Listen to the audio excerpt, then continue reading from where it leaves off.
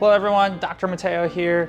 Today's video, we're going over how do you know if you're healthy or not. This is arguably the most important video that we'll ever do here at Life Without Fear Chiropractic. If you haven't already, hit that like and subscribe button. We're doing a full series.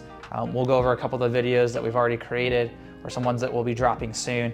But this video is fundamental to everything that we do. We do this at every workshop, every patient that comes in. This is something that we want them to have in their hands, change the trajectory of my life, and I'm excited to see how it changes the trajectory of your life.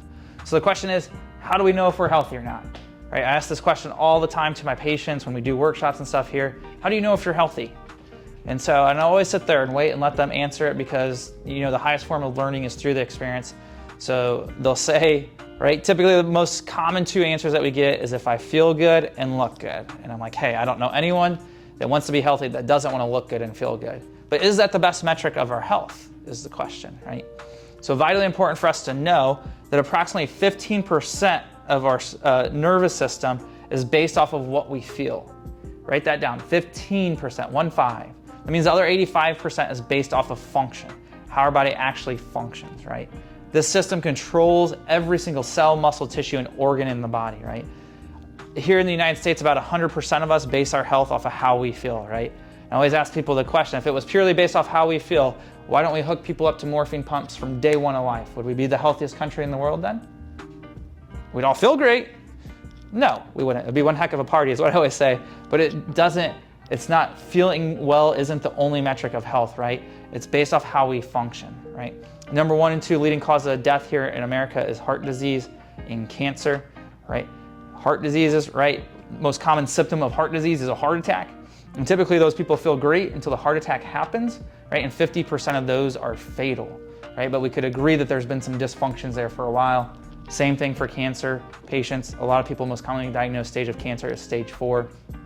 Third leading cause of death is iatrogenic death, which is actually medications, right? And it gets labeled under things like heart disease. I would argue it's number 1. So let's go over how do we know if we're healthy or not. It's the body's ability to adapt. If you're taking notes, the body's ability to adapt, star and highlight that word adapt, to physical, chemical, and emotional stress, right? And the last part of that definition is and the body's ability to recognize itself from the environment, right? So I always ask people, how do you know if you're getting good health advice, right? If we don't have a definition and our doctors can't tell us how to know if we're healthy or not, how can we make informed decisions on our health, right? So our body's ability to adapt to physical, chemical, and emotional stresses, right? Physical stresses are typically the ones that people relate to most, slips, falls, things like that. Our body's ability to adapt, kiddos are amazing at that.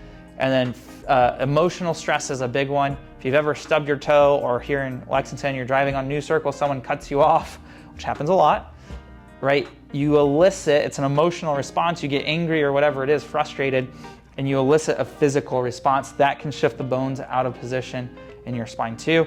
And then we have the chemicals, what we put in or on our bodies, right? We could talk about deodorant and the links to cancer. We can go through so many different things, the things that are in our food, added sugar, processed sugar, high fructose corn syrup, soy, like we could go through the list, right? We don't run short here in the United States on that. And then we have the body's ability to recognize itself from the environment. That covers immunity, right? If we can have that definition, we can make informed decisions on our health because now we have a definition. If you go to a doctor's office and they can't tell you what health is, I'm not going to tell you what to do. You can make your own choices. But for me, that's when the alarms start going off is if they can't define health for me, what advice are they going to give me that's really going to help me?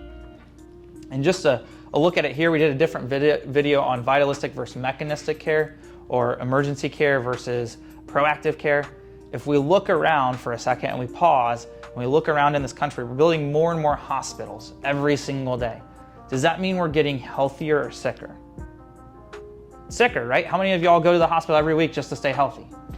Right? I don't know one single person that does that. We usually go there when we have problems. That's a reactive care model. The different way to look at that, in your choice, your health, your choice, our reputation's ours, right? As a proactive model, that's why we see so many patients, not only for corrective chiropractic care, but also for wellness, is we're gonna look at x-rays, see if we can find problems for the current symptoms that they have, but also that could cause future problems, get those corrected and help raise what's called the adaptive healing potential of the body, right? Helping their body adapt to physical stress better, adapt to chemical stress better, and adapt to emotional stress better. And also raising the awareness of the body right, to recognize itself from the environment. That way they have better immune system function. And that's what a lot of our patients put. We have forms that they fill out.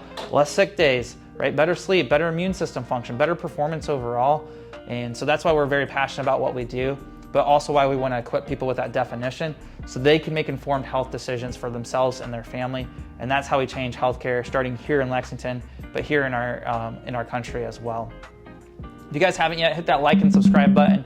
We're creating a lot more videos. We're doing a series right now. If you haven't seen the other videos on vitalistic versus mechanistic, or the torque release technique or integrator adjustment, specific motion x-ray studies, those videos are already either posted or will be coming out, so make sure you don't miss those. And then we're gonna also have one on wellness, to how do you become as healthy as you possibly can. And we'll go over all that in separate videos. But I'll see you all in the next video.